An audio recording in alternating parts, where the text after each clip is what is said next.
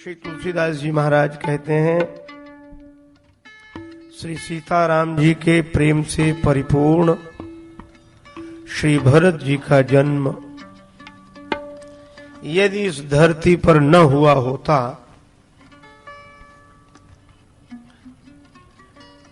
तो मुनियों के मन को अगम यम नियम सम दम आदि विषम व्रतों का आचरण कौन करता।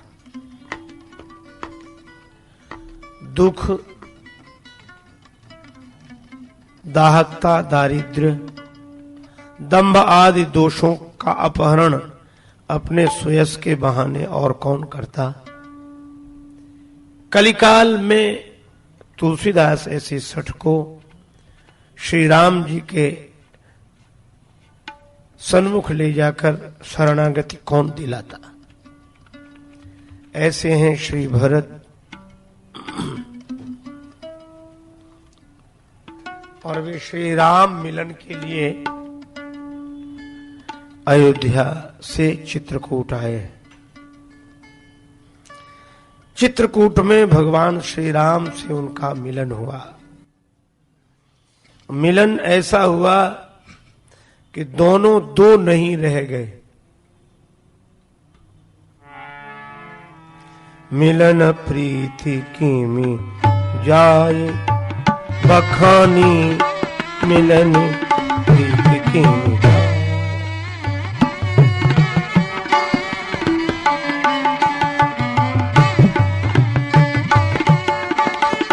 कवि कुल अगम करम मन बानी, मिलन प्रीति कीमी जाए।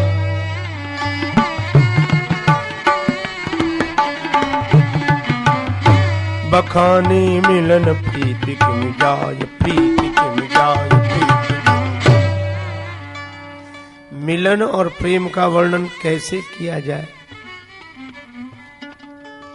कवियों के कुल को अगम है मन वाणी कर्म से, क्योंकि अगम स्नेह भरत रघुवर को, जह न जाए मन विधि हरि हर को। अब विधि हरि हर का मन नहीं जाता इस प्रेम तक, इसका आशय क्या है। वैसे तो ये त्रिदेव वंदनीय है, पर इनके अलग अलग स्वरूप भी हैं। यह तीनों देव तीन गुणों के रूप भी हैं। ब्रह्मा विष्णु महेश, रजोगुण सतोगुण तमोगुण। रजोगुण प्रधान है ब्रह्मा जी, सत्व प्रधान है भगवान नारायण, तमः प्रधान है भगवान शिव। तो इन तीनों का मन वहां नहीं पहुंचता। इसका अर्थ है कि भगवान श्री राम और भरत जी का प्रेम त्रिगुणातीत है। इसलिए जो त्रिगुणातीत हो उसका वर्णन कैसे किया जाए। अभिगति की गति कहत न आवे, जो गूंगा मीठे गुड़ को रस अंतर्गत ही भावे। अच्छा, गूंगा तो बोल नहीं सकता, पर जो बेचारे बोल सकते हैं वे भी नहीं बोल सकते। किसी से कहा जाए कि जो लड्डू खाया कैसा है, तो बोलने वाला यही तो कहेगा कि मीठा है, और पूछने वाला पूछे कि कैसा मीठा है, तो कहेगा बस मीठा है।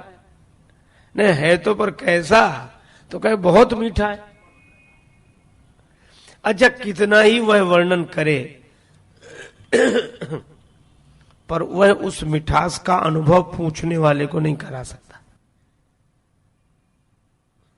व्यंजन भोजन बहु प्रकार को दिन अरु रैन बखाने, बिन बोले संतोष जनित सुख खाए सोई पे जाने। वो तो जो लड्डू खाएगा उसी को अनुभव होगा। इसीलिए जो सुख जाने मन अरु खाना, नहीं रसना पहि जाय बखाना। जीवात्मा परमात्मा के मिलन का सुख कहा नहीं जा सकता। अच्छा चलो, और सरल बात है। हम अज्ञान दशा में ही सही, पर निद्रा में कहीं ऐसी जगह पहुंच जाते हैं जहां हम होते हैं आनंद ही आनंद होता है। निद्रा में कहा जब हम आनंद में होते हैं तो बोल नहीं पाते, और जब जागते हैं तब बोलते हैं कि आज बड़ा आनंद आया, ऐसे सोए कि बहुत आनंद आया, मजा आ गया। तो जब मजा आ रहा था तब बोले नहीं, और जब बोल रहे हो तो मजे में नहीं हो। अरे वैसे ही है कि जैसे आदमी नदी में डूबता है तब बोल नहीं पाता है, जब डूबा होता है तब बोल नहीं पाता है, और जब बोलता है तब डूबा नहीं होता है। इसी तरह अनुभूति सदा पूर्ण है, अभिव्यक्ति सदा अपूर्ण है। अच्छा देखो, ऐसे समझा जाए चेहरे में दर्पण है नहीं पर दिखाया वहीं जाता है, दिखता वहीं है, मजबूरी है, क्योंकि जहां है वहां दिखता नहीं है, और जहां नहीं है वहीं दिखता है। तो जहां नहीं है वहां दिखता है, जहां है वहां दिखता नहीं है। तो जहां नहीं है वहां देखकर उसका अनुभव कर लो जहां है। यही अभिव्यक्ति से अनुभूति तक पहुंचना है। इसीलिए बाबा कहते हैं कि श्री राम और भरत, यह जीवात्मा परमात्मा भक्त भगवान के मिलन का, इस अद्वय आनंद का जो अनुभव है वह मन और वाणी का विषय नहीं है। इसलिए मिलनी प्रीति की में जाय बखानी, मिलनी प्रीति के जाय।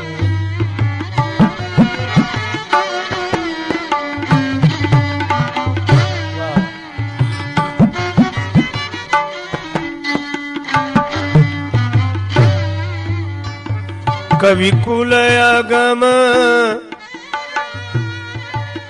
करम मन बानी, बानी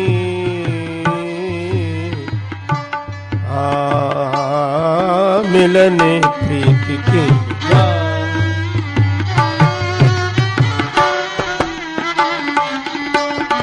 जाय बगाने, मिलन प्रीति की जाय, प्रीति की जाय, प्रीति की। अब आगे की कथा सुनो।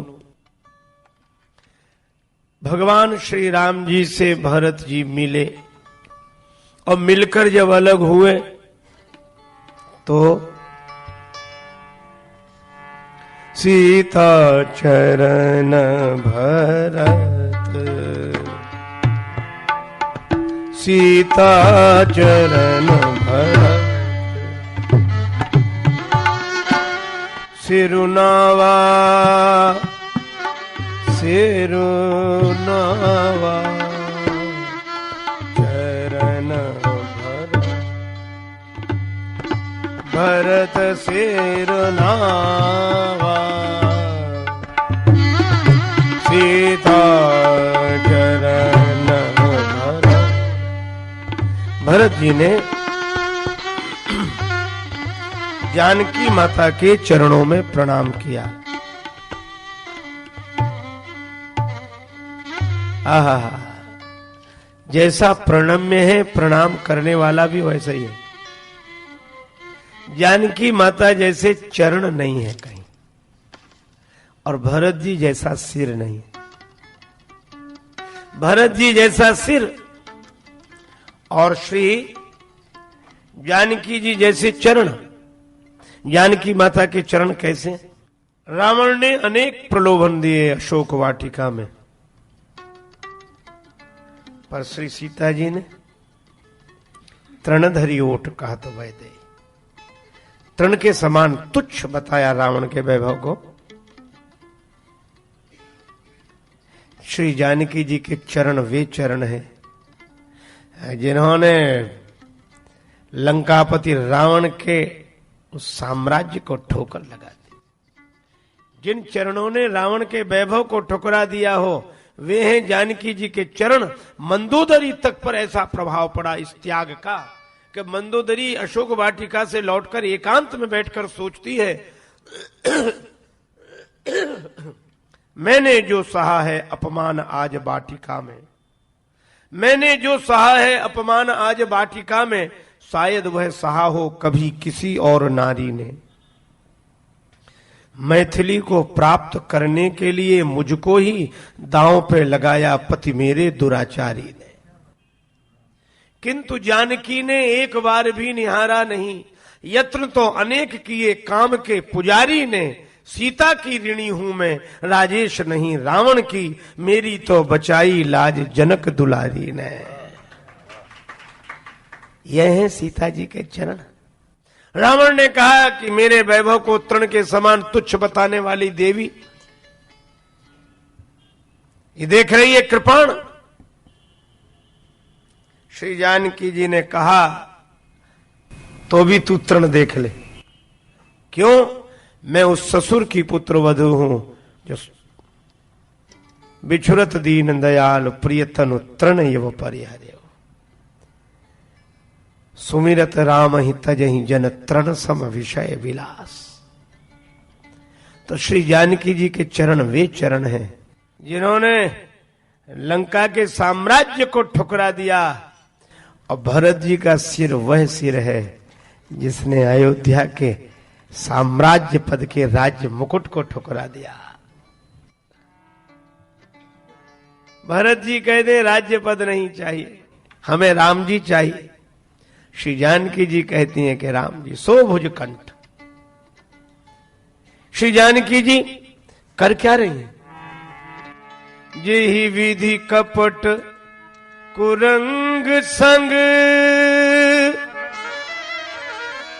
धाई चले श्री राम,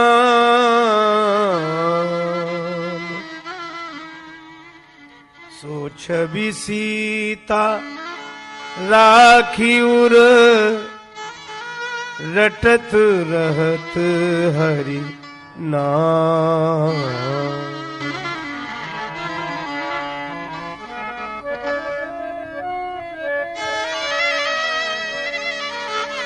निज पद नयन दिए मन राम पद कमल लीन।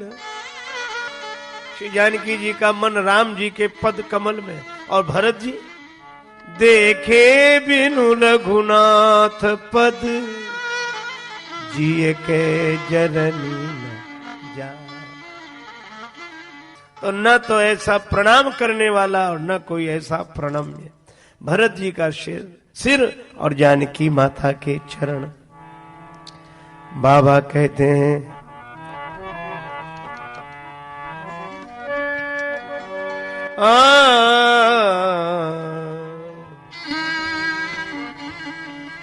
सीता चरण भरत सिरुनावा,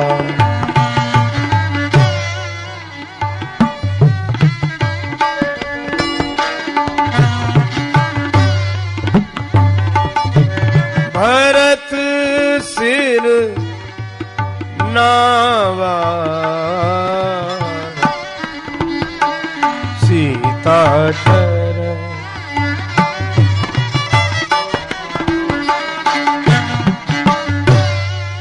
भरत सिरुनावा, सीता।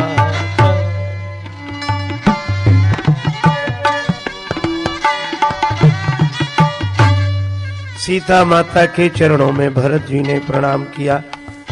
सीता जी आशीर्वाद देना चाहती, लेकिन कंठ अवरुद्ध हो गया, बोलते नहीं बना।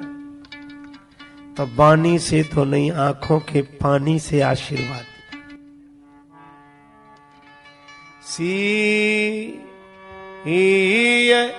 आशीष दीन मन माही, मन माही। मन से आशीर्वाद दिया भरत को।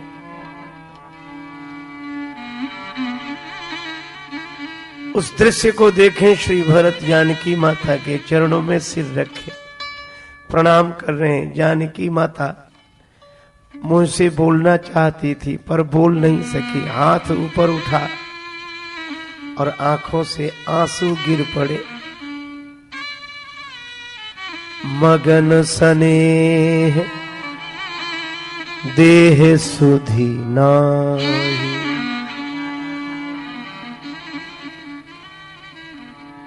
श्री जानकी माता के आंखों से गिरे हुए आंसू भरत जी की पीठ पर पड़े।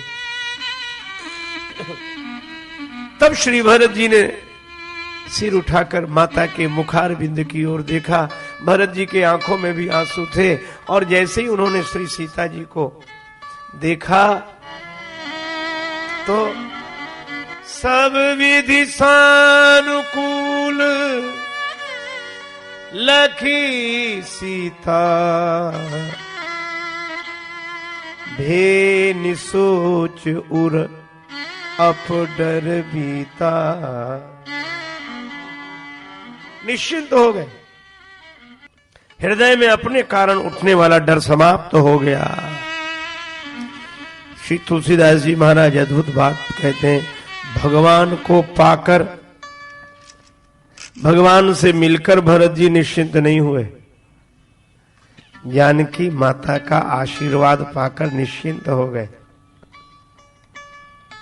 यह माता की महिमा है। देखो, बालक जब निश्चिंत होता है, अपराधी बालक भी पिता के कारण निश्चिंत नहीं होता, माता के कारण निश्चिंत होता। मां कहती चिंता मत करो, हुआ तो गलत है लेकिन मैं कह दूंगी। इसीलिए हमारे यहां कहा गया मां बाप, माता पिता, पिता माता नहीं, माता पिता, मां बाप। अरे और तो और सीताराम, राधे श्याम, गौरी शंकर, माता का स्थान पहले है। मां कौशल्या ने कहा था, जो केवल पितु आय सुताता तो जनी जाऊ जान बड़ी माता। माता का स्थान पिता से बड़ा है। एक सज्जन कह रहे थे कि मां बाप में क्या फर्क, दोनों बराबर है, और आप इस समानता के युग में बड़े छोटे की बात करते हैं। क्या अंतर है? मां बाप बराबर, सब बराबर, तो मां बाप भी बराबर। हमने कहा ये शब्द ही अंतर बताते हैं। जब हम लोग बोलते हैं मां तो मुंह खुल जाता है, जब बोलते हैं बाप तो बंद हो जाता है। जिसके आगे बालक का मुंह खुल जाए, मुखर होकर कुछ मांग सके, वह मां है, और जिसे देखते ही बंद हो जाए वो बाप है। बालक पिता से अपने मन की बात नहीं कह पाता, मां से कहता है। इसलिए भगवान को भी हमने पहले माता के रूप में ही देखा। त्वमेव माता च पिता त्वमेव, त्वमेव बंधुश्च सखा त्वमेव।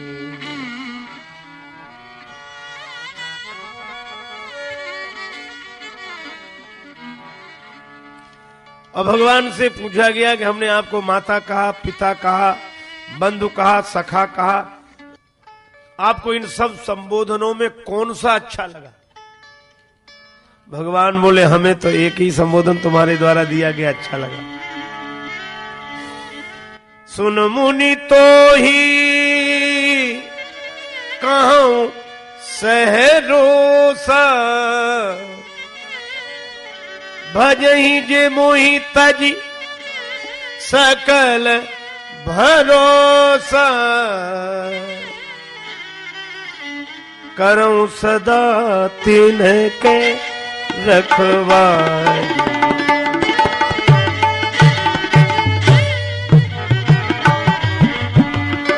जिमि बालक राखई महतारी, जिमि बालक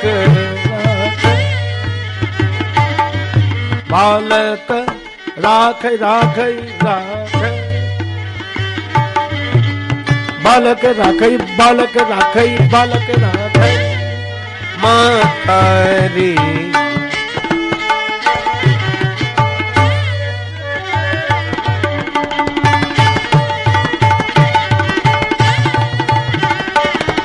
राखई बालक राखई महतारी, तो भगवान को भी मां के रूप में देखा है और भगवान ने ये संबंध स्वीकार किया। हमारे यहां मां की बड़ी महिमा है और खासकर इस देश में भारतवर्ष की यही विशेषता है, मातृत्व प्रधान है। परमात्मा को भी माता के रूप में देखा और हमने राष्ट्र को भी माता के रूप में देखा। यही देश है जहां गंगा माता, गौ माता, गायत्री माता, पृथ्वी माता के साथ साथ भारत माता की जय बोली जाती है। भारत को भी माता के रूप में देखा। दुनिया में और भी देश हैं, आपने कभी चीन माता की जय सुनी? जापान माता, पाकिस्तान माता, भारत माता, क्योंकि हमारी अपनी सोच है, माता की महिमा है। यहां तक कि आदि कवि महर्षि वाल्मीकि, ब्रह्मर्षि वाल्मीकि जी कहते हैं कि राम जी का चरित्र महान है, इसमें कोई संदेह नहीं, पर सीता यास चरितम महत्। श्री सीता जी की महिमा राम जी से भी अधिक है। इस युग के अनोखे और अपने आप में अद्भुत संत स्वामी श्री विवेकानंद जी ने कहा था कि श्री राम जैसा आदर्श उपस्थित करने वाला कोई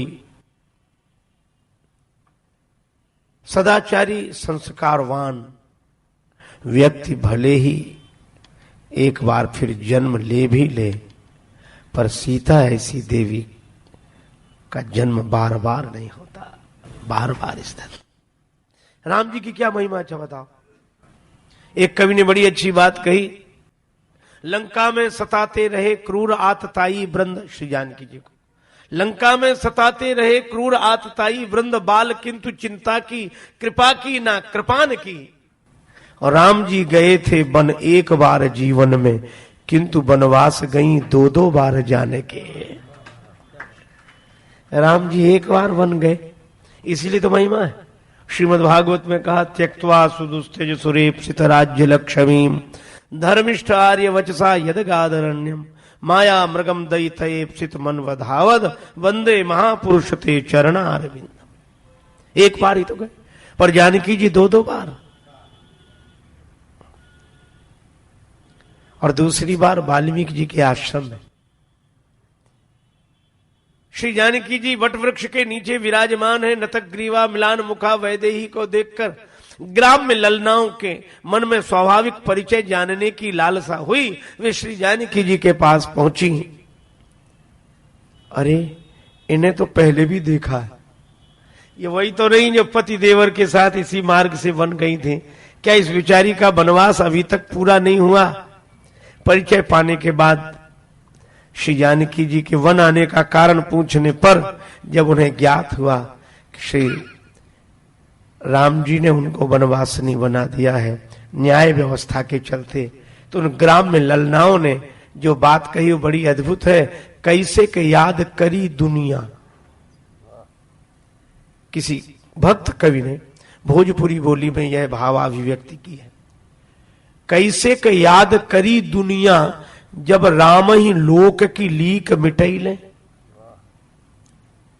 राम जी ने लोक मर्यादा नहीं रखी और लोक लीक वही मिटाएंगे, तो दुनिया उन्हें याद कैसे करेगी? श्री सीता जी ने कहा कि उन्होंने राजा का धर्म निभाया। वे देवियां बोली, राजस धर्म निभैले भले रचिको नहीं दंपति प्रेम निभैले।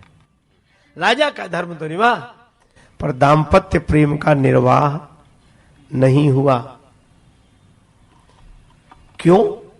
का संग रहे सुख में दुख में, पति और पत्नी असभेद बतैले तो गड़बड़ी क्या हुई? वे ग्राम में ललनाएं बोली ये कि एक दिन राम जी को वनवास हुआ था, आपको नहीं। ओ बन गई ले तो तू बन गई लू, और तू बन आई लू तो वो काहे ना आई ले। राम जी के वनवास में आप शामिल हो गई। अयोध्या की न्याय व्यवस्था ने राम जी को वन भेजा तो आप उनके वनवास में शामिल हो गई, और आज उसी अयोध्या की न्याय व्यवस्था ने जब आपको वन भेजा तो वो क्यों नहीं आपके वनवास में शामिल हुए? श्री जानकी जी के पास इसका कोई उत्तर नहीं था, पर माता वैदेही ने दोनों हाथ अपने कान पर रख लिए कि मैं श्री राम के विरुद्ध एक शब्द भी नहीं सुनूंगी। देवियां बोली विरोध तो हम भी नहीं कर रहे, क्योंकि राम जी विरोध के लायक नहीं, महान है, उनकी अपनी मजबूरी, अपनी महानता। लेकिन जो लगा सो कहा। चलो वाल्मीकि जी से फैसला करा। महर्षि वाल्मीकि जी के पास गई, वाल्मीकि जी ने दोनों की बात सुनी तो बोले राम हो या रावण हो, बलि चाहे बामन हो, यश अपयश शेष जग में रहेंगे। और जब जब चर्चा चलेगी श्री राम जी की, सियाजू की महिमा में तृण के सम बहेंगे। आगे आगे राम सदा पीछे पीछे सीए चली, अब आगे आगे सीए राम पीछे ही रहेंगे। राम सीता कोई ना कहेगो, सब सीताराम सीताराम सीताराम कहेंगे। भरत जी निश्चिंत हो गए।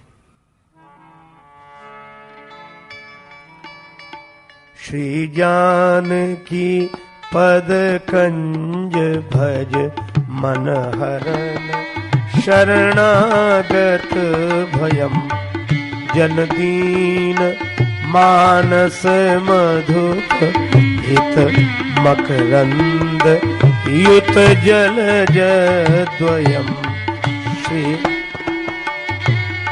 हनुमंत सेवित लखन लालित, भरत अपभय मोचनम्।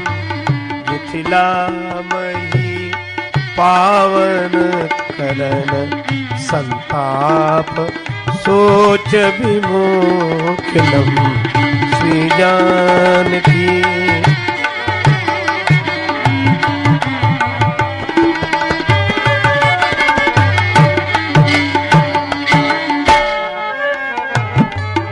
भगवंत रति रसबारी घन, त्रैताप तापित तारकम।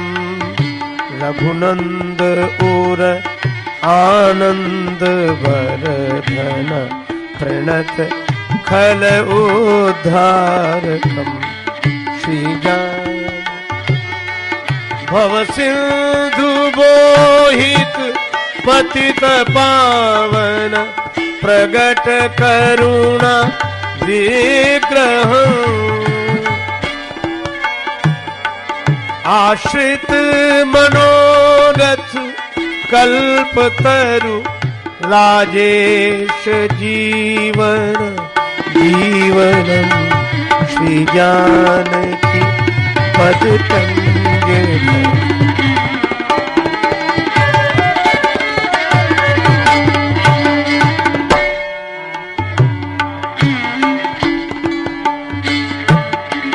जनक लली के पद कमल, जब लदिए नवास। राम भ्रमर आवत नहीं, तब लो ताके पास।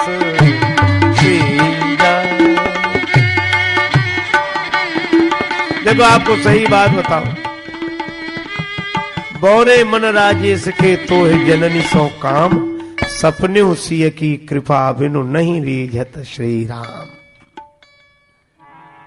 किशोरी जू को का जाने मति मंद, सिया जू को का जाने मति मंद। का जाने मति मंद। जनक किशोरी कृपा करे बिन द्रवैन कौशल चंद किशोरी जू को का जाने मति।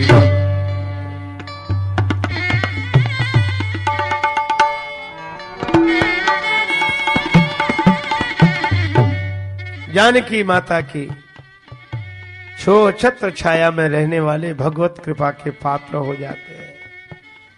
वृंदावन की लीला में श्री राधा रानी की कृपा, राम जी की लीला में जानकी जी की कृपा, और आध्यात्मिक दृष्टि से कि भक्ति के बिना ज्ञान की प्राप्ति नहीं होती। अंतःकरण को निर्मल बनाना तो भक्ति का ही काम है। अच्छा, वैसे भी आप देखो, बात चली है, पिता बहुत ठाट वाट से तैयार होकर ऑफिस जाता और शाम को लौट के आता, और बच्चा धूल में लिपटा, कीचड़ में लिपटा, गंदगी से भरा, दौड़कर पिता की गोद, पिता दूल्हा दूल्हा दूल्हा अलग, और लड़का जाओ पहले मां के पास जाओ। और जब माँ के पास जाता है तो माँ उस धूल लिपटे हुए बालक को भी गोद में उठाकर उसको स्नान कराती है, साफ सुथरा बनाती है, वस्त्र भूषण धारण कराती है, तो पिता गोद में ले लेते हैं। इसी तरह हम जैसे मलिन मन वाले को भगवान कहते दूर रहो, पहले भक्ति माता के पास जाओ, वो जब निर्मल बना देंगी तो मैं गोद में उठा लूंगा। यही भक्ति, इसलिए भक्ति का आश्रय। अयोध्या के संत गाते हैं, सियाजू के अरुणा रे दो तरवा, किशोरी जू के अरुणा रे दो तरवा, किशोरी। इस गीत को गाकर सुनकर श्री जानकी जी के चरणों का ध्यान, चरण तल का ध्यान करें। ब्रह्मा विष्णु जिन्हें नित ध्यावे, सुख पावे सुख सर्वा, सियाजू के अरुणा रे दो तरवा।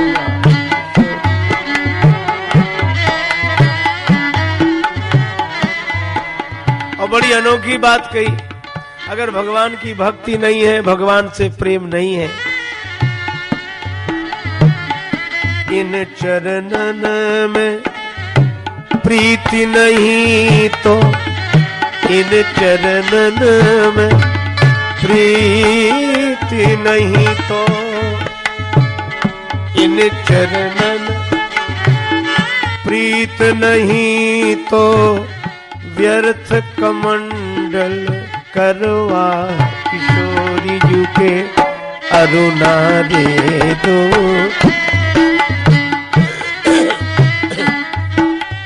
एक महात्मा थे, इस पद्य में वो अपनी ओर से एक पंक्ति जोड़ते थे। लोग उनको सरकार स्वामी नाम से जानते थे। नाम था श्री राम वल्लभाशरण जी महाराज। बड़े उच्च कोटि के भक्त संत थे। वे कहते थे, किशोरी जू के अरुणा रे दो तरवा। बहुत सुंदर है, का गुलाब का कमल कटीलो, का बड़ लाल अनरवा। ऐसे सुंदर है, पर सरकार स्वामी अपनी ओर से जोड़कर कहते,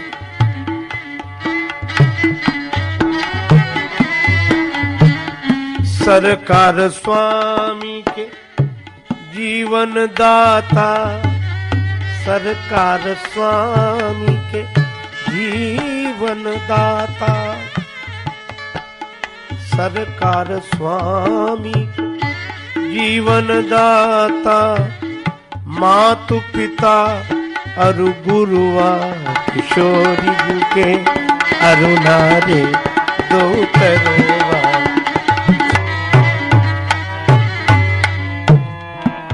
किशोरी जू के अरुणा रे दो तरवा।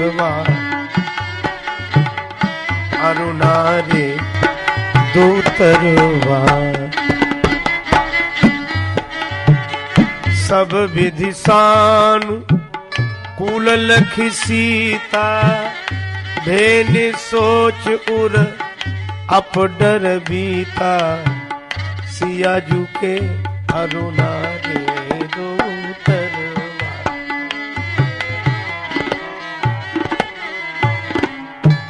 श्री भरत जानकी माता के चरणों में प्रणाम करके निश्चिंत होते हैं। माता की कृपा है तो आप निश्चिंत हैं। देखो इसलिए भी निश्चिंत है। पूरे राम कथा में देखें तो जयंत से बड़ा अपराधी कोई नहीं, उसे क्षमा कर दिया गया। और बाली का कोई इतना बड़ा अपराध नहीं था, उसे मार दिया गया। किसी ने पूछा क्यों, बाली क्यों मार दिया गया और जयंत को क्षमा क्यों कर दिया गया? का उत्तर एक ही है, जब जयंत को क्षमा किया गया तब श्री जानकी माता प्रभु के साथ थी, और जब बाली को मारा गया तब जानकी जी राम जी के संग नहीं थे, क्योंकि जानकी माता तो साक्षात क्षमा की मूर्ति है, पृथ्वी की पुत्री है, पृथ्वी का नाम ही क्षमा है। और जो क्षमा करना जाने उसकी चरण शरण पाकर ही यह जीव निश्चिंत होता है। यही आचार्य के रूप में भरत जी का हम सबको संकेत है। भे निसोच उर अपडर बीता, अब डरने की कोई जरूरत नहीं। स्वामिनी सिया जी हमारी, फिकर हमें काहे की। स्वामिनी सिया जी हमारी, फिकर हमें काहे की।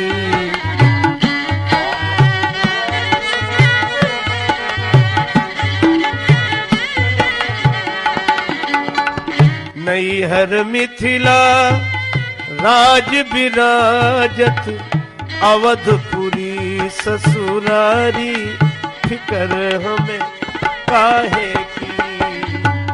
स्वामिनी सिया जू हमारी, फिकर हमें काहे की।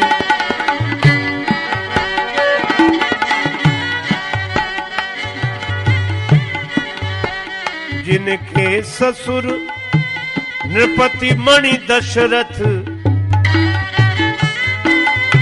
जिनके ससुर नृपति मणि दशरथ, स्वामी श्री अवध बिहारी, फिकर हमें काहे। देवर भरत लखन रिपुसूदन, देवर भरत लखन रिपुसूदन, हनुमत चरण पुजारी, फिकर हमें काहे की। स्वामिनी सिया जू हमारी, फिकर हमें काहे की। प्रेम लता कलयुग का करी है, प्रेम लता कलयुग का करी है, मैया जी करी है समारी, फिकर हमें काहे की।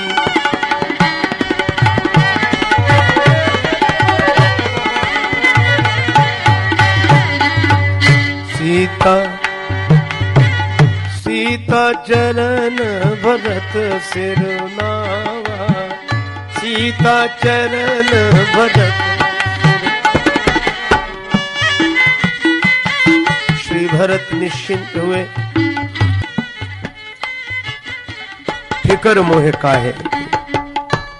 और उसके बाद लक्ष्मण जी भरत जी के चरणों में गिर गए, रोकर लिपट गए चरण में। भरत जी ने उठाकर हृदय से लगाया। लक्ष्मण जी बोले, भैया मुझे अपराधी को जो दंड दे वह स्वीकार है, मैंने आपको कुटिल कुबंधु कहा। श्री भरत ने हृदय से लगा लिया, लक्ष्मण धन्य तो तुम ही हो, तुमने जैसा कहा मैं तो वैसा ही हूं। अगर वैसा न होता तो राम जी के साथ न होता, पर तुम हो लालन जोग लखन लघु लोने, भे न भाई अस आहाई न होने। अहा धन्य लक्ष्मण बड़ भागी, राम पदार बिंद अनुरागी। श्री लक्ष्मण श्री भरत मिले।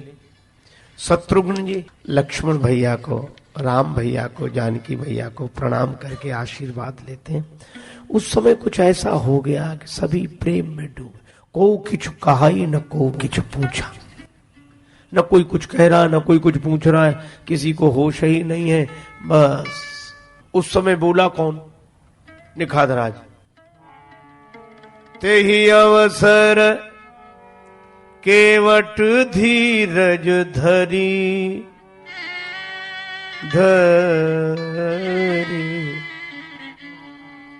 केवट ने कहा, केवट माने निखादराज। निखादराज को केवट संबोधन तुलसीदास जी ने कई जगह दिया, पर इसका यह अर्थ नहीं कि निखादराज और वो नाव चलाने वाला केवट दोनों एक हैं, अलग अलग है। निखादराज ने कहा, ते ही अवसर केवट धीरज धर। अच्छा, तो निखाद क्यों नहीं कह दिया? केवट ही क्यों कहा? क्योंकि निखादराज बोले, प्रभु गुरुजी भी आए, गुरुजी के साथ अयोध्या का समाज, माताएं सब आए हैं। तब राम जी को लगा गुरुदेव, हाँ प्रभु। निखादराज से किसी ने कहा, हम सब लोग प्रेम में डूब रहे थे, तुम क्यों बोले? हम सब लोग प्रेम में डूब रहे थे, तुम क्यों बोले? तुलसीदास जी बोले, इसीलिए हमने इसे केवट लिखा है। क्यों? बोले, जब सब डूब रहे हो तब भी केवट नहीं बोलेगा तो फिर कब बोलेगा? उसको तब बोलना ही चाहिए। और फिर एक बात और है, इस पार आने के बाद उस किनारे जो खड़े रह गए हैं उनको पार हो जाने वाले भूल जाते हैं, पर केवट कैसे भूल जाए? और फिर उस पार वालों को इस पार लाता है।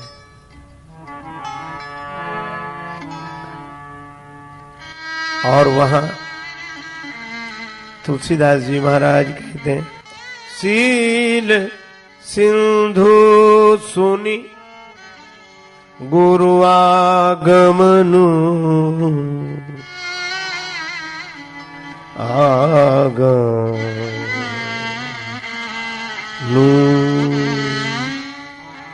सिय समीप राखे रिपु दमनु।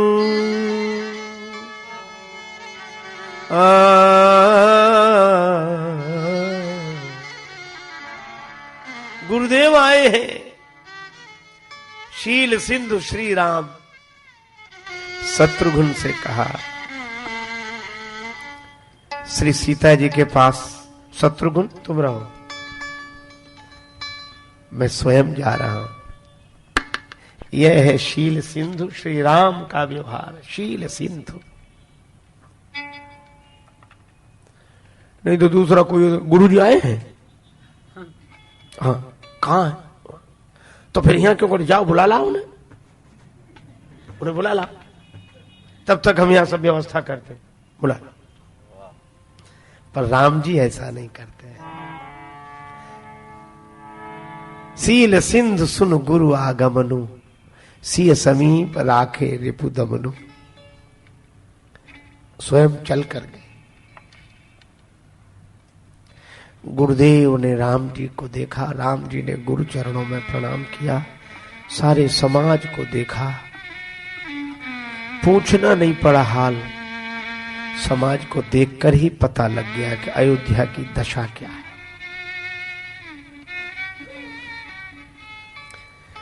पर धन्य है गुरुदेव, गुरु जी ने बोलना शुरू किया। जब सारा समाज मिल गया, इकट्ठे हो गए, आश्रम में आ गए, तो गुरु जी ने संसार की गति का वर्णन किया। कहे जग गति मायिक मुनिना था नाथा, कह जग गति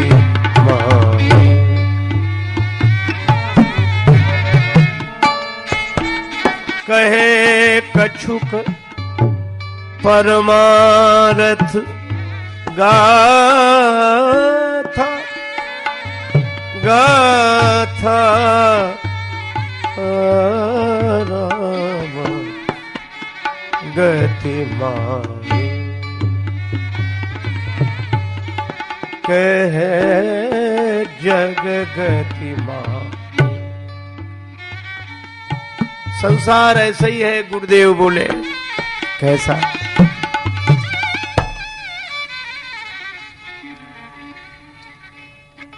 जब से दुनिया बनी तभी से लगा है आना जाना रे, क्यों गफलत में बैठा प्यारे, ये तो मुसाफिर खाना रे।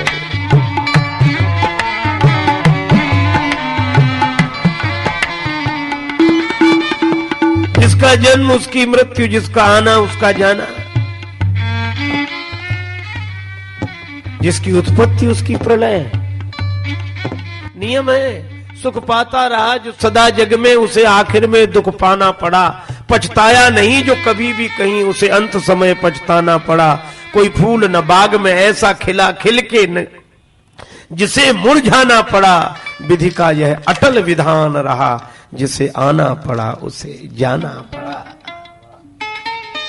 एक महात्मा बड़े उच्च कोटि के संत थे, सूत्रों में बोलते।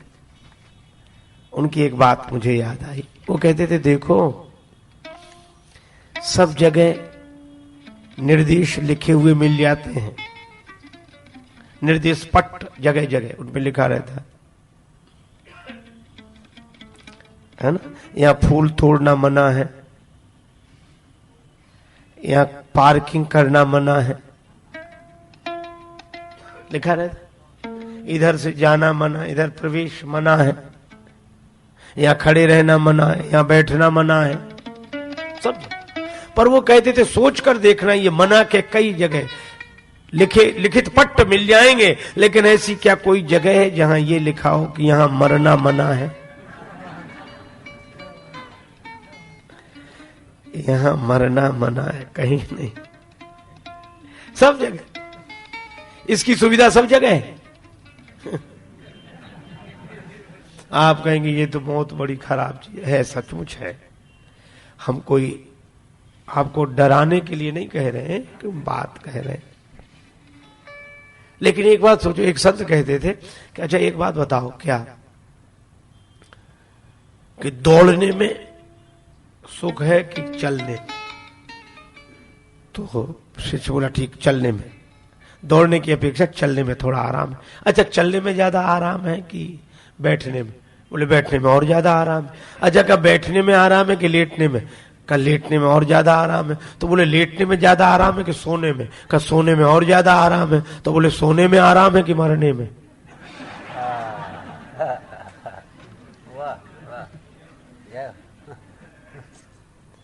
असल में है तो आराम, लेकिन हम चाहते नहीं है ना वो आराम, इसीलिए वो दुख लगता है। जिजीविषा। आदमी सदा रहना चाहता है। अच्छा रहना क्यों चाहता है? रहना चाहते ही इसीलिए क्योंकि वो सदा रहता ही है, स्वरूप से सदा रहता है। पर गड़बड़ी यह हो गई कि स्वरूप से सदा रहने की जो अनुभूति है उसकी पूर्ति वह शरीर से चाहता है। यही उसकी कठिनाई है। और देहाध्यास से मुक्ति हो तो वह तो सदा है ही, रहता ही है। और इसीलिए ये नियम है संसार का। एक महात्मा थे, मरघट में पड़े, साधुओं की रहनी मरघट में, न बिछाने को न ओढ़ने को। एक बस्ती के सज्जन गए, बाबा यहाँ क्यों पड़े हो, न बिछाने को न ओढ़ने को? महात्मा बोले हमारे पास सब कुछ है, तुम्हें दिखाई नहीं देता। जमीन पर लेट जाते हैं, सिरहाने हाथ रखते हैं, हम तो अपना बिस्तर तकिया हमेशा साथ रखते हैं। बोले ये तो आपकी महानता है, पर बस्ती में चलो सबसे मिलना हो जाएगा। महात्मा बोले जरूरी थोड़ी कि सब घर में मिल ही जाए, कोई कहीं गया होगा, कोई कहीं मिलने के लिए मरघट अच्छा, वहां जाके क्या करेंगे? एक दिन बस्ती वाले भी यहीं आएंगे, सबसे मिलते चलेंगे। घर में मिले न मिले पक्का नहीं, पर यहां आना तो पक्का है। प्यास लगती है तो पनघट की याद आती है, लाज लगती है तो घूंघट की याद आती है। कैसी गमगीन कहानी है जिंदगानी की, उम्र ढलती है तो मरघट की याद आती है।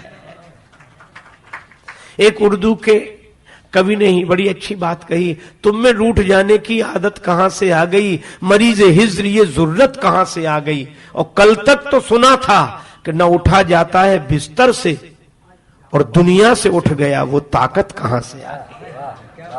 नियम है। इसीलिए श्री नानक देव जी कहते हैं, चिंता ताकी कीजिए जो अनहोनी होए, यह मार्ग संसार दा नानक थिर नहीं कोए। एक आदमी ने और बढ़िया बात कही, अजल, अजल माने मृत्यु, अजल के नाम से गाफिल तेरा दिल क्यों दहलता है। अजल के नाम से गाफिल तेरा दिल क्यों दहलता है, मुसाफिर रोज जाते हैं ये रास्ता खूब चलता है। तो दूसरे ने उत्तर दिया, अजल के नाम से गाफिल मेरा दिल यूं दहलता है, मुसाफिर जाते हैं लेकिन नहीं कोई साथ चलता है। इसलिए भाई कुछ भी सोचो, कितनी भी परिभाषाएं दी जाएं, चाहे सुखी हो मन चाहे दुखी हो, लेकिन यह नियम बदलता नहीं है। कहे जग गति, जगत की गति ही ऐसी है, माइक मुनि ना था। उसके बाद वर्णन किसका किया, पहले तो माया का जिसमें आना जाना है, फिर परमार्थ तत्व का वर्णन किया। कहे कछुक परमार्थ गाथा, परमार्थ अर्थात उस आत्म स्वरूप का वर्णन किया, ब्रह्म स्वरूप का वर्णन किया, शरीर अलग स्वरूप अलग, और यह जड़ चेतन के भेद का निरूपण करने के बाद उन परमार्थ तत्ववेत्ता महापुरुषों के इतिहास सुनाए। उसके बाद यह भूमिका है।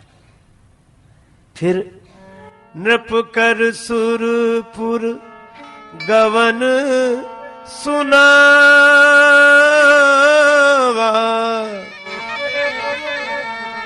सुनि रघुनाथ दुसह दुख पावा।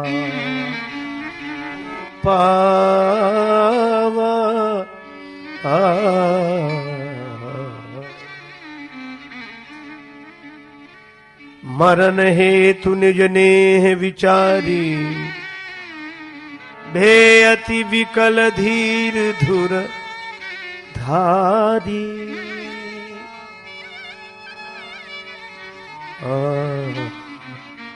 भगवान पिता की मृत्यु का दुखद समाचार सुनकर दुखी होते हैं। व्रत निरंबत ही दिन प्रभु कीन्हा, मुनि हो कहे जल काहु न लीन्हा। भगवान ने, गुरुदेव ने जो आज्ञा की उसके अनुसार पिता का श्राद्ध तर्पण आदि किया। शुद्ध भये दुई वासर बीते, 2 दिन बाद है। राम जी ने गुरु जी से कहा कि गुरुदेव, लोग दुखित, ये कंदमूल फल खा रहे हैं, पृथ्वी पर पड़े हैं, वनवास मेरा हुआ है और ये सब दुखी हो रहे हैं। यहाँ इन सब के साथ अयोध्या पधारे।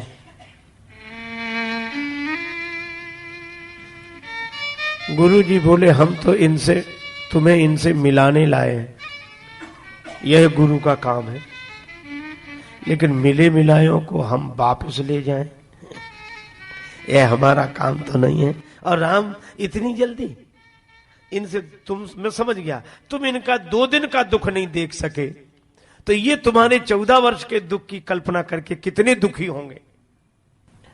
2 दिन और रहने दो, लोग दुखित दिन दुई दरस देख लयो विश्राम, इनको यहां रहने दो। लेकिन गुरु जी की बात थी तो राम जी चुप रह गए, रहने दो।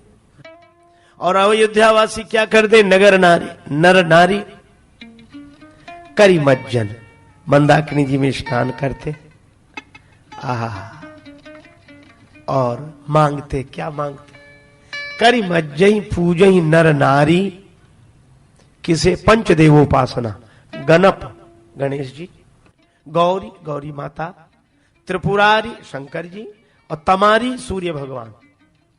गणप गौरी त्रिपुरारी तमारी, और फिर रमा रमन भगवान नारायण। रमा रमन पद बंदी बहोरी। अब आगे देखो कितना, मैं कहता हूं अद्भुत है तुलसीदास जी महाराज, कैसा भेद किया। बिनोही अंजुली अंचल जोरी, अंजुली और अंचल, क्योंकि नर नारी है ना, तो इसलिए नर नारी तो अंजलि हाथ जोड़कर, और माताएं अंचल आंचल।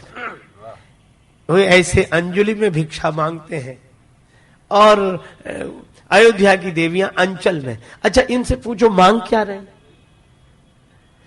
करी मज्जन पूजई नर नारी, गणप गौरी त्रिपुरारी तमारी, रमा रमन पद बंद बहोरी, बिनवई अंजुलि अंचल जोरी। एक ही प्रार्थना करते हैं सब चित्रकूट में रहकर, राजा राम जानकी रानी।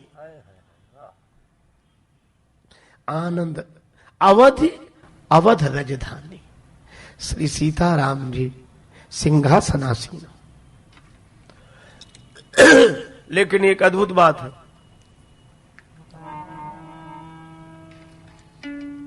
कौशल्या जी क्या मानती?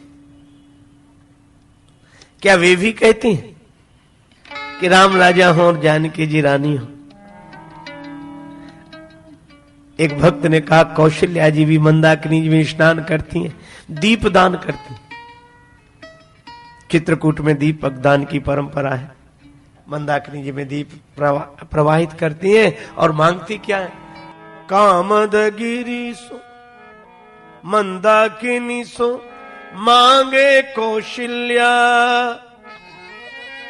करी करी दीपक दान हो। क्या मांगती हैं? राम के वियोगवा में तपसी अयोध्या के, बचवो भरत जी के प्राण है। उन्हें भरत की चिंता है।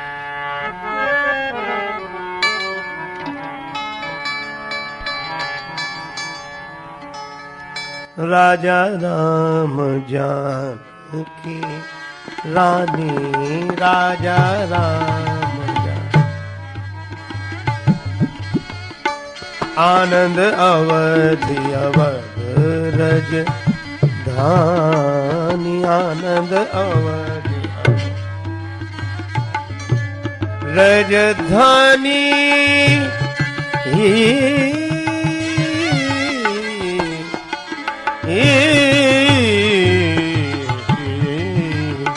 राजा राम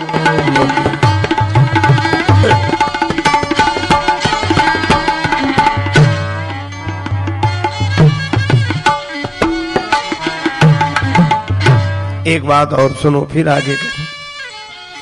अवधवासी स्नान करके अपने अपने स्थान पर आते तो कोलभील पहुंच जाते कंदमूल फल लेकर।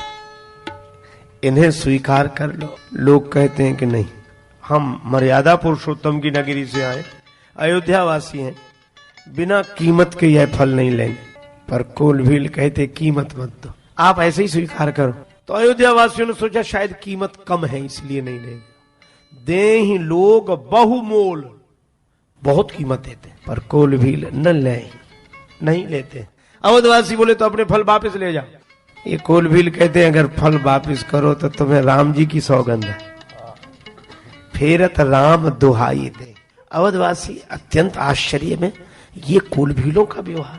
किसी ने कहा कि तुम भाई बड़े पुण्य आत्मा हो। कोलभील बोले हमें पुण्य करने की फुर्सत कब है, दिन रात पाप करते। पाप करत निशिवासर जाही, सुखी सुखी नहीं है, नहीं कटिपट नहीं पेट अघाई।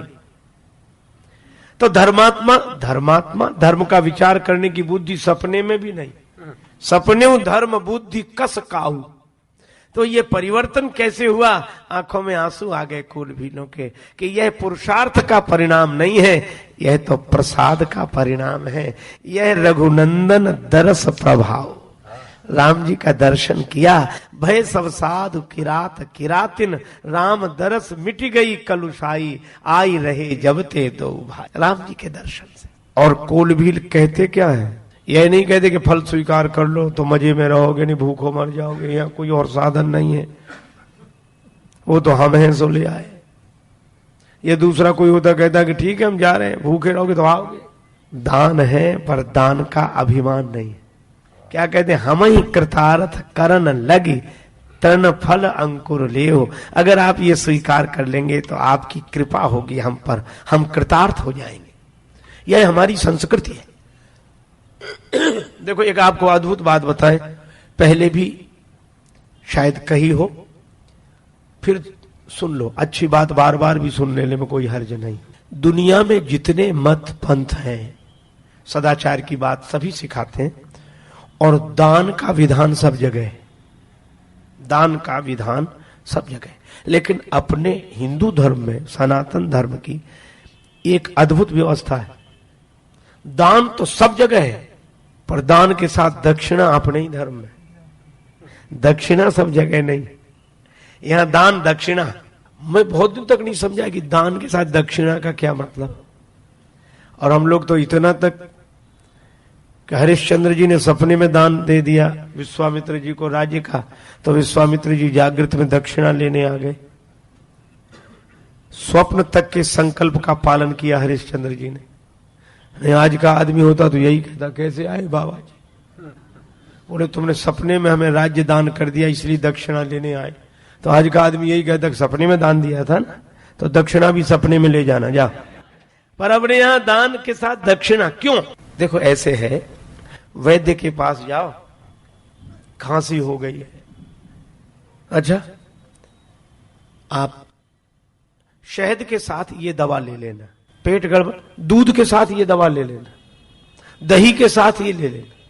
तो दवा तो देते हैं पर उसके साथ अनुपान लगाते हैं ताकि वो दवा लाभ तो करे पर वो दवा रिएक्शन न करे। तो लोभ की बीमारी दूर करने के लिए दान की दवा है, लेकिन कहीं दान रिएक्शन करके अभिमान न पैदा कर दे, इसलिए उसके साथ दक्षिणा।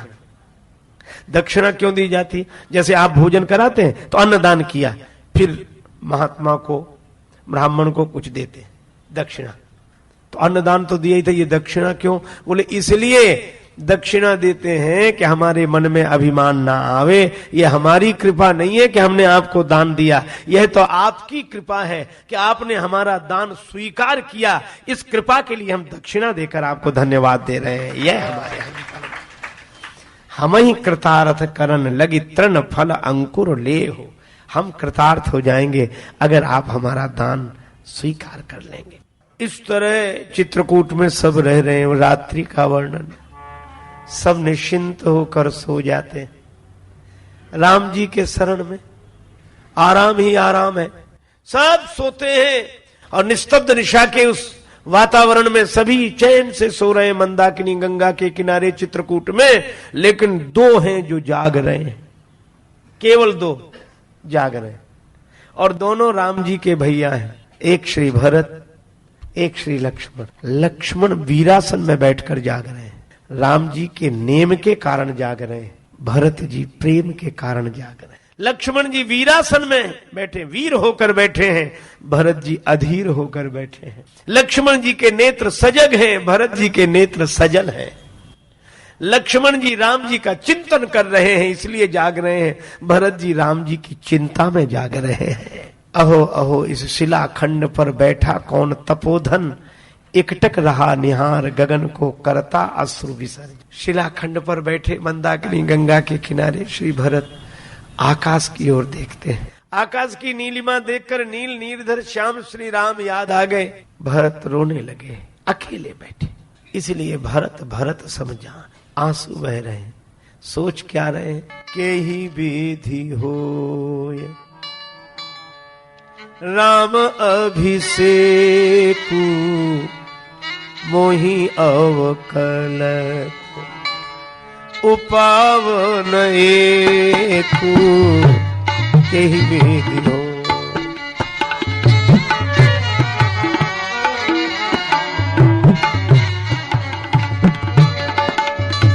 मोहि अवकलत उपावन एकु, मोहि अवकलत उपावन एकु, केहि विधि हो।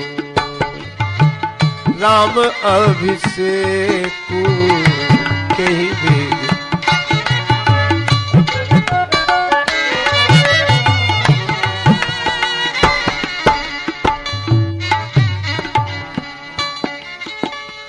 भरत जी सोच रहे राम जी राजा कैसे हो जाए। भरत जी संत हैं और संत की सबसे बड़ी चिंता यही है कि समाज में राम राज्य कैसे हो। जो इस चिंता में जागे कि देश में राम राज्य हो जाए, सुख शांति का साम्राज्य हो जाए, राम राजा हो जाए, और उसकी विधि क्या है, कई विधि हो, और इस चिंता में जिसे नींद ना आती हो वही संत है। ऐसे ही संत हैं श्री भरत। कोई उपाय नहीं सूझ रहा है, मन में सोचते हैं क्या मेरे श्री राम अयोध्या लौट चले।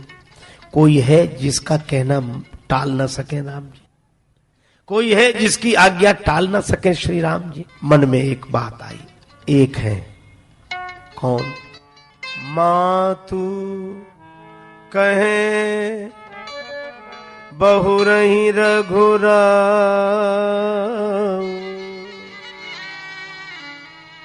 माँ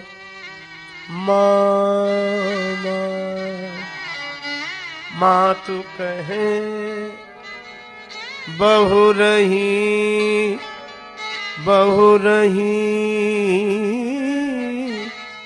रघुराऊ।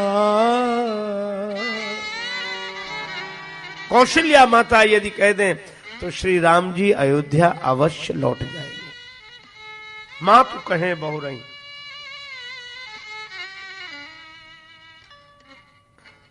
माता के कहने से अयोध्या लौट जाएंगे राम जी।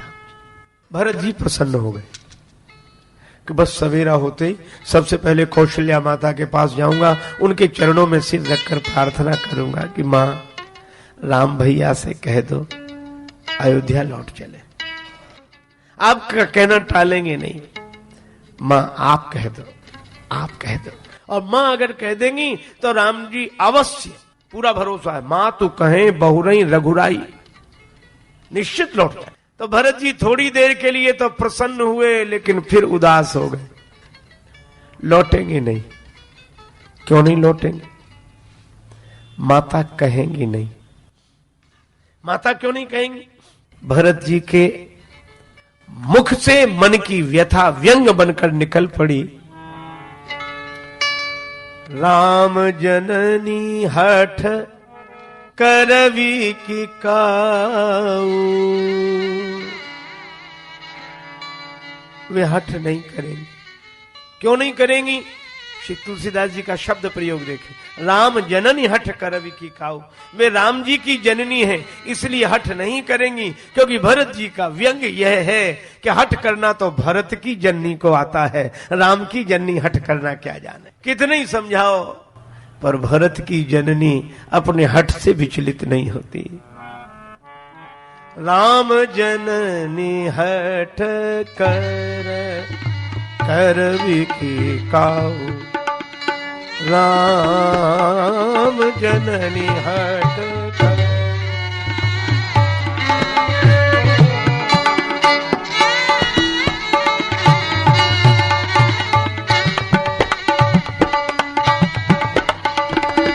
राम जननी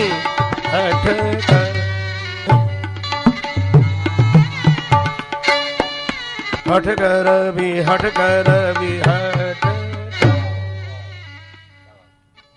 राम जननी हठ करवी की काऊ। तो फिर उदास हो गए कि काम बनेगा नहीं। कोई पास नहीं रहने पर जनमन मौन नहीं रहता। आप आपकी सुनता है, वह आप आपसे है कहता।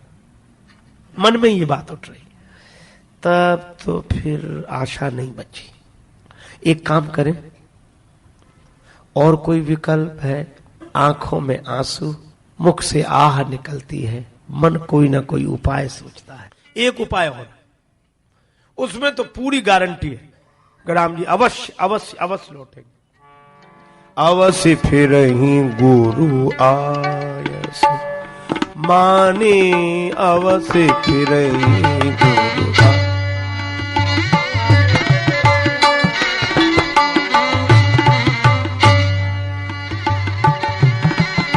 अवश्य फिर गुरु आ। मुनि पुनि कहवा राम रुचि ज्ञानी,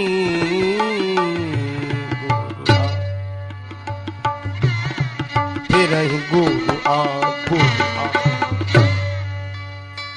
गुरुदेव अगर कह दें तो राम जी अवश्य अयोध्या लौट जाएंगे। तब तो फिर गुरु जी से ही प्रार्थना करूंगा कि कह दीजिए।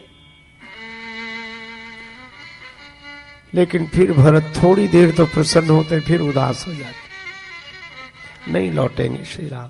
क्यों? गुरु जी कहेंगे नहीं, कहेंगे तो पर राम जी का रुख देखकर बोलेंगे। राम जी का रुख अगर बन जाने का है तो बोलेंगे नहीं। अयोध्या में नहीं बोले, जो भवन में नहीं बोले तो वन में काहे को बोलेंगे। और बात भी सही है, गुरुदेव महात्मा है और महात्मा अपनी ओर से कुछ नहीं। वो महात्मा कैसा? जो परमात्मा के रुख में अपना रुख न मिला ले,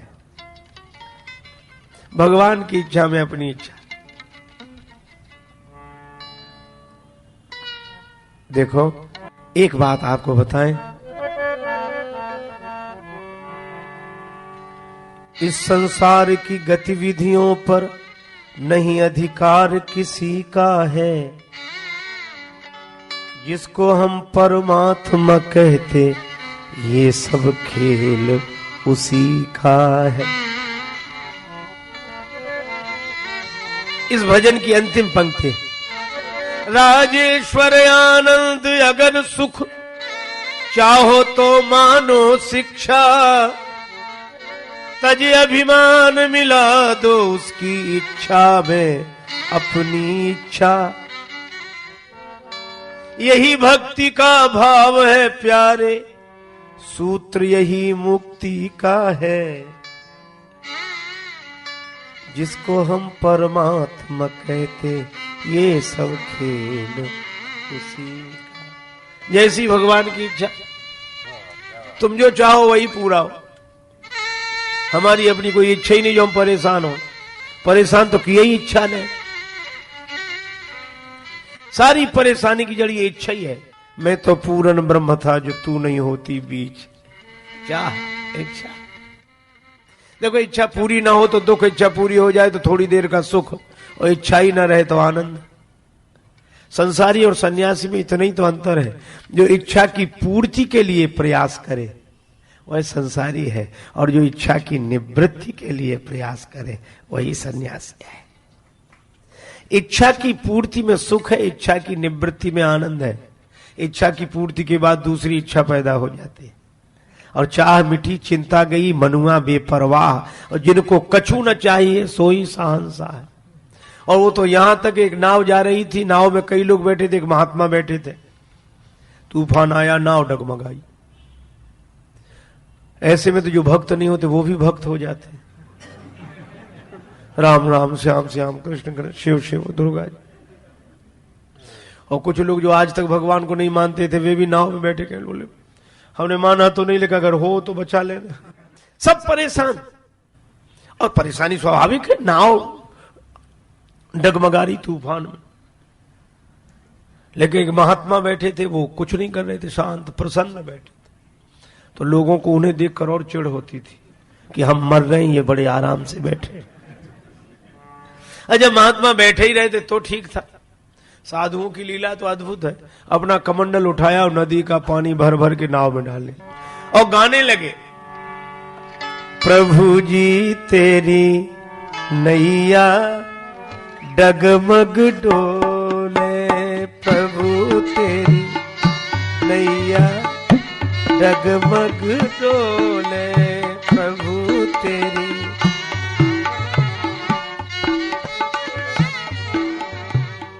डगमग डोले, डगमग डोले, डगमग डोले, प्रभु तेरी।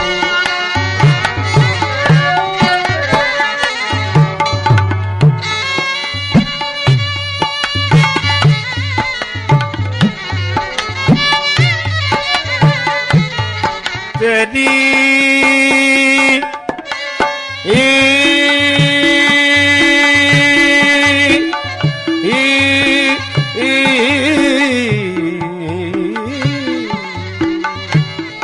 डगमग डोले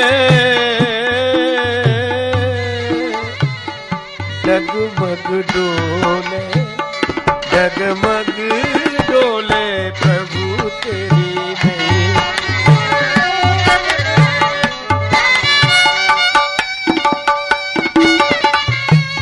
महात्मा कहते कि औरों की नाव डोलती थी, आज तो भगवान तुम्हारी नाव डोल रही है।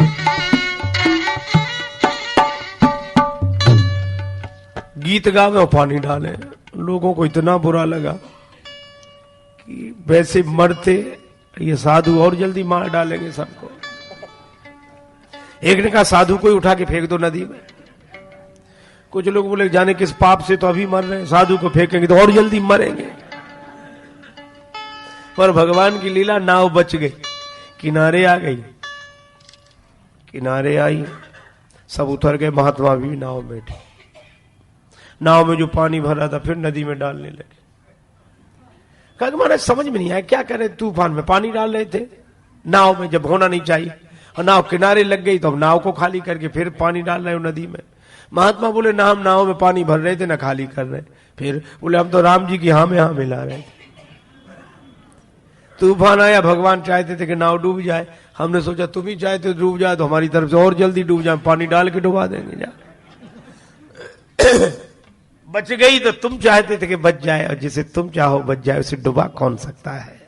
इसलिए पानी देखो, यह भले ही हम लोगों के लिए आदर्श न हो, यह कृत्य, मैं ऐसा नहीं कह रहा हूं कि आप भी ऐसा ही करें, अनुकरण की बात। यह संत चरित्र अनुकरणीय भले ही ना हो, पर यह आदरणीय है।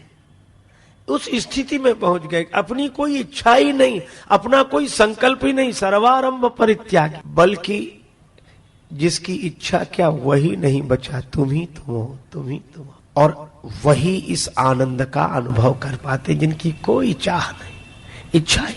भगवान की इच्छा में अपनी इच्छा मिला देना ही साधु का काम है, गुरुजनों का काम है। इसीलिए भरत जी कहते हैं, मुनि पुनि कहा वो राम रुचि जाने। निराशा फिर हाथ लगी कि गुरु जी भी भगवान का रुख देखकर ही बात करेंगे। अच्छा भरत तुम ही क्यों नहीं कहते? मैं रोने लगे भरत, जो सेवक साह वही संकोची। वह सेवक है जो अपनी रुचि पूरी कराने के लिए स्वामी को संकोच में डाल दे। निज हित चाही ता सुमति पोची। हमारे राम जी बड़े संकोची हैं और हम उनसे कहेंगे, उन्हें बड़ी पीड़ा होगी, वे दुखी ना हो, मैं ही दुख सहन कर लूंगा। और कहूं भी तो कैसे कहूं, किस मुंह से कहूं? जो हठ करूं तो निपट कुकर्मू, हर गीते गरु सेवक धर। और क्या मुझसे कहा जाएगा? अच्छा भरत जी कह नहीं सकते, कोशिश भी करें तो नहीं कह सकते। क्यों? भरत जी कहते मन ही मन सोच रहे हैं कि आज तक राम जी का दर्शन भरत जी अच्छी तरह नहीं कर पाए। यह अद्भुत हो, राम जी का दर्शन भरत जी आज तक ठीक ढंग से नहीं कर पाए। क्यों नहीं कर पाए? मन तो होता था कि राम जी का दर्शन करें, राम जी को देखें, आज खुलकर बातें करेंगे, मुख देखेंगे। लेकिन जैसे ही सामने पहुंचते तो संकोच के कारण सिर झुक जाता है। यह दो शब्द आए, महू स्नेह संकोच बस, सन्मुख कही न बैन। भरत जी कहते हैं स्नेह और संकोच के कारण मैं राम जी के आगे मुख उठाकर बात नहीं कर सका। स्नेह और संकोच क्यों? बोले स्नेह राम जी को देखे बिना रहने नहीं देता था, और संकोच कुछ कहने नहीं देता था। स्नेह वह जिसकी वजह से रहा न जाए, और संकोच वह जिसकी वजह से कहा न जाए। जो भरत आज तक राम जी की ओर मुख उठाकर देख नहीं सके, महू स्नेह संकोच बस सन्मुख कही न बैन, दर्शन त्रिपित न आज लगी प्रेम प्यासे नैन। जो मुख उठाकर देख नहीं सका, वो मुख से बोलेगा कैसे? और फिर मैं तो सेवक हूं। सवेरा हो गया, पूरी रात जागे हैं भरत जी, यही सोचते सोचते एकहु जुगति न मन ठहरानी, सोचत भरतहि रैन बिहान बिहान, सोचत भरतहि रैन बिहान, सोचत भरतहि रैन बिहान,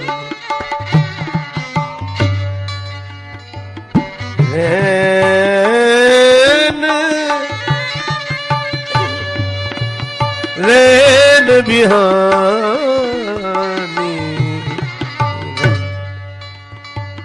भरतहि रैन भरतहि रैन भरतहि। सवेरा हुआ, पूरी रात बैठे रहे, लोग सोते रहे, भरत रोते रहे। सवेरा हुआ, स्नान आदि करके सबसे पहले गुरु जी के पास गए,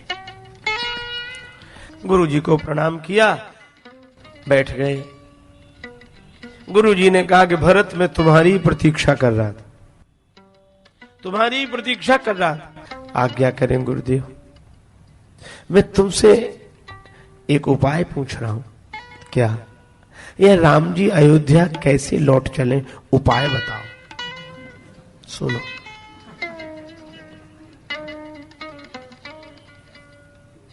ये वैसी स्थिति है कि कोर्ट में वकील मुवक्किल से पूछे कि बताओ इस मुद्दे पर हम क्या बहस करें। वो अगर बताता तो वकील की जरूरत ही क्या थी। गुरुजी कह रहे भरत तुम उपाय बताओ, सीताराम लक्ष्मण अयोध्या लौट जाएं, इसका क्या उपाय है? धन्य है श्री भरत। इसलिए भरत जी जैसे भरत जी ही आए। दूसरा कोई होता कि महाराज ये अच्छी बात है, अरे शिष्य गुरु से उपाय पूछे कि भगवान जीवन में कैसे आए, तो समझ में आता गुरु जी शिष्य से पूछ रहे हैं। तो दूसरा कोई होता तो यही कहता कि ये तो गलत बात है गुरु जी। पर भरत जी गुरु अवमान दोष नहीं दूसरा। भरत जी के द्वारा गुरुदेव का अपमान कभी नहीं, गुरुजनों का अवमान हुआ ही नहीं। क्या बोले? बूझिए मोहि उपाव अब। गुरुदेव ये आपकी गलती नहीं है, सो सब मोर अभाग, सो सब मोर अभाग, अभाग अभाग। गुरुदेव आप मुझसे उपाय पूछ रहे हैं कि सीताराम लक्ष्मण अयोध्या कैसे लौट चले, यह मेरा दुर्भाग्य है।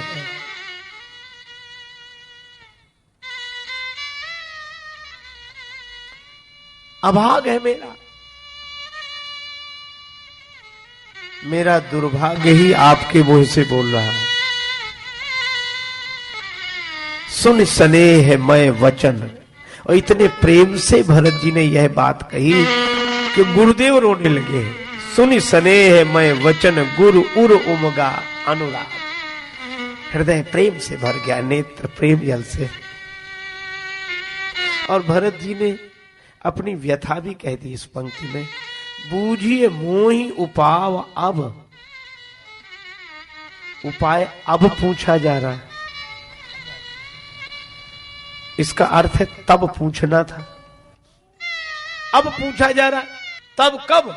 गुरुदेव प्रार्थना करूं? हाँ बोलो भरत।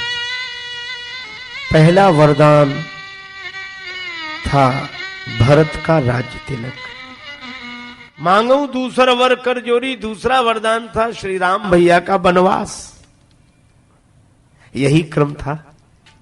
गुरुदेव आपको उस समय कहना चाहिए था कि दोनों वरदानों की पूर्ति होगी, लेकिन क्रम से पहले पहला वरदान पूरा होगा, उसके बाद दूसरा वरदान पूरा होगा। और मुझे बुला लिया होता कि पहले भरत का राज्य तिलक होता और मुझे बुला लिया होता, तब मुझसे उपाय पूछा जाता तो मैं उपाय बताने लायक बचता। पर गुरुदेव आपके रहते हुए दूसरा वरदान पहले कैसे पूरा हो गया? तो तब नहीं पूछा गया, अब पूछा जा रहा। सो सब मोर अभाग,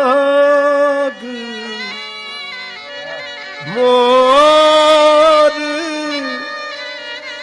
अभाग, सुनी स्नेहमय वचन गुरु रूमगा अनुराग।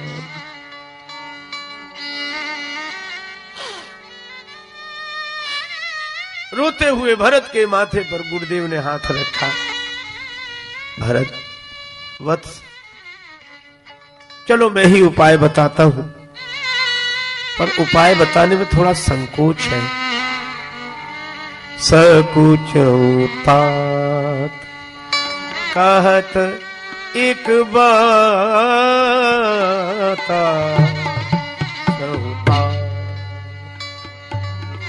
कहत एक बाता सकुच।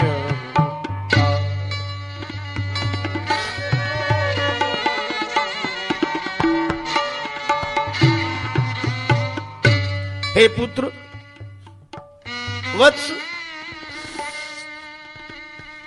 एक बात कहने में मुझे संकोच हो रहा है, पर कहो तो बताऊं। भरत जी रो पड़े। गुरुदेव, गुरु को शिष्य से कुछ कहने में संकोच? बात ही कुछ ऐसी है, परिस्थिति बस बोलना पड़ता है। गुरु जी बोले, एक नियम है, अर्ध तजई बुध सर्वस जाता। सब जा रहा हो और कोई कहेगा हमारा सब लुटा जा रहा। एक आदमी बोला कि बच सकता है पर आधा ही बचेगा, तो कहे चलो आधा ही मिले। पूरा जा रहा था, उससे आधा ही मिल गया, यही क्या कम है। अर्ध तजही बुध सर्वस जाता। एक काम करो, क्या? थोड़ा नुकसान होगा लेकिन लोगों को बड़ा लाभ होगा।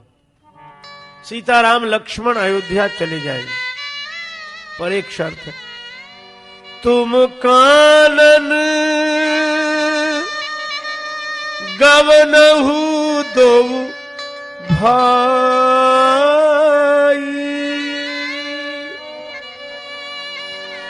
बहु रही लखन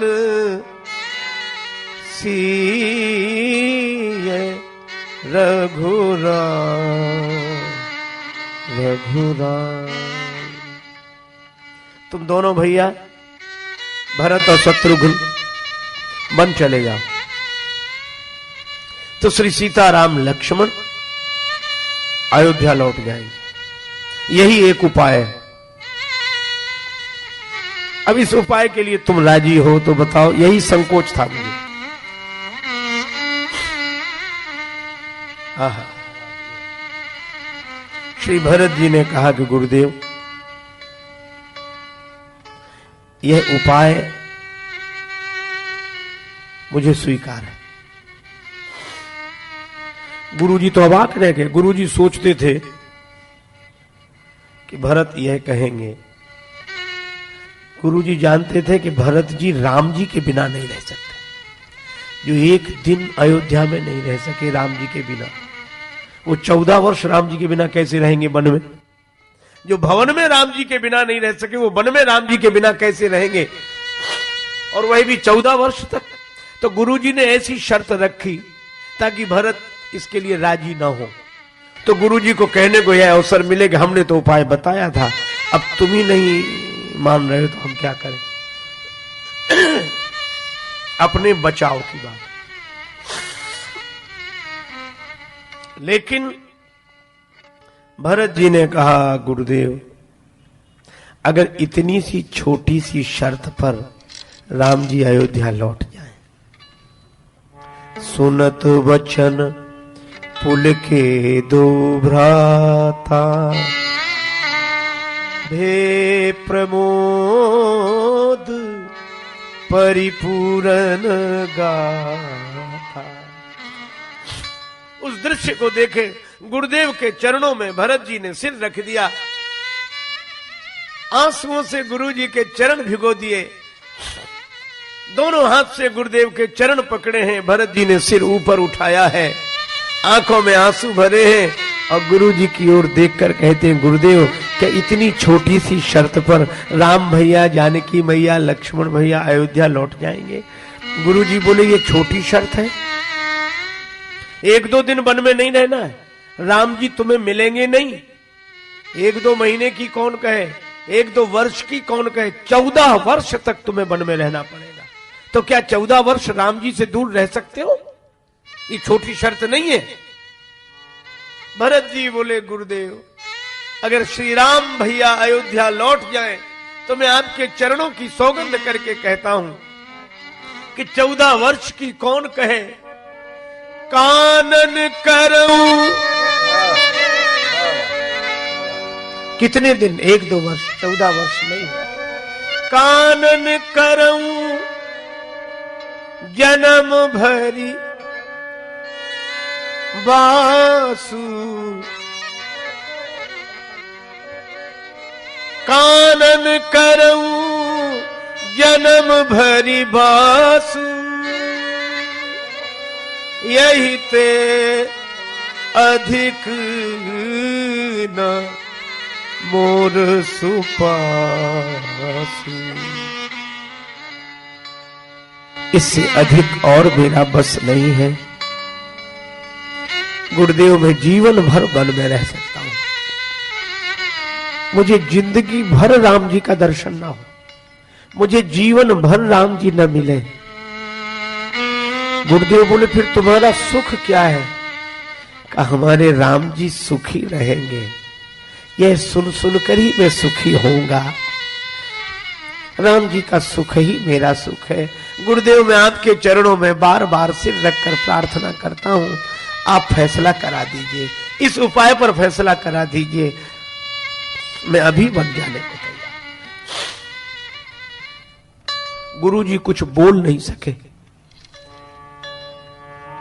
क्यों? आहा, भरत महामहिमा जल राशि, मुनिमत ठाण तीर अवलासी। गुरुदेव की बुद्धि असहाय अबला हो गई और भरत तो अगाध समुद्र,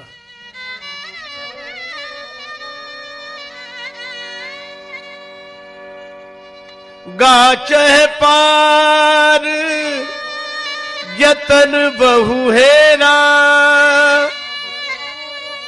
पावत नाव न बोहित बेरा। न नाव, न जहाज और न बेड़ा, भरत रूपी समुद्र को पार करने के लिए कोई सक्षम नहीं है। नाव क्या? राम कथा ता कह दृढ़ नाव। राम जी की कथा ही नाव है, तो नाव के द्वारा अर्थात भगवान भी इनकी थाह नहीं ले पाते। बोहित वेद भव बारिद बोहित सरिस, और बेरा नरतन भव बारिद कहो बेरो। न नर न वेद न भगवान, न ज्ञान न भगवान न इंसान, कोई भरत की थाह नहीं पा सकते। मुनिमत ठाण तीर अबलासी। और इसीलिए गुरुदेव बोले तो कुछ नहीं, भरत जी को लेकर राम जी के पास गए और राम जी ने कहा कि गुरु जी कुछ फैसला करें। गुरु जी बोले, मुझसे फैसला मत कराओ। क्यों? मैं विचार करने लायक बचा ही नहीं,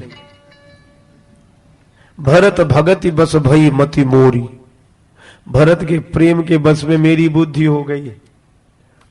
भरत स्नेह विचार न राखा, भरत के प्रेम ने मुझे विचार करने लायक बचने नहीं दिया। मेरे पास तो कोई उपाय नहीं है। राम जी बोले गुरुजी तो कुछ तो उपाय बतावें। गुरुजी ने कहा एक ही उपाय है, मोरे जान भरत रुचि राखी, जो कीजिए सो शुभ शिव साखी। अब तो भरत जो कहे उनकी रुचि रखकर आप जो करेंगे राम जी वही शुभ होगा। गुरु वशिष्ठ रोते हुए बोले मैं शंकर भगवान को साक्षी करके कहता हूं, भरत की रुचि रखकर राम जो फैसला करेंगे वही कल्याणकारी होगा। गुरु जी को इस तरह प्रेम में भरे देखा तो राम जी सजल विलोचन हो गए। राम जी ने भी कहा, राउर जा पर अस अनुरागु, को कही सके भरत कर भागु। राम जी ने भी कहा, भरत कहे सोई किए भलाई, अस कही राम रहे अरगाई। भरत जो कहेंगे वही करने में भला होगा। ऐसा कह के श्री राम मौन हो गए। जिनके आगे गुरुदेव मौन हो जाए, भगवान मौन हो जाए, उन भरत की महिमा कौन कह सकता है। इसलिए अच्छा है कि हम लोग भी मौन हो जाएं। सिय राम प्रेम पियु पूरन होत जन्म न भरत को, सिय राम प्रेम पूरन होत जन्म न भरत को, मुनि मन अगम जमनीयम समदम विषम व्रत आचरत को।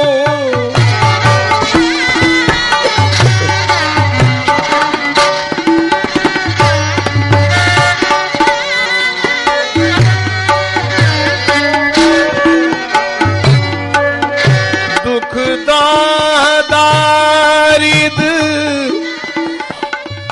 दंभ दूषण सुजस मिस अपहरत को, कलिकाल तुलसी से सठन हठि राम सन्मुख करत को। सिय राम राम सिय राम राम राम राम राम। राम प्रेम पीयूष पूरन होत जन्म भरत को। सिय राम राम सिय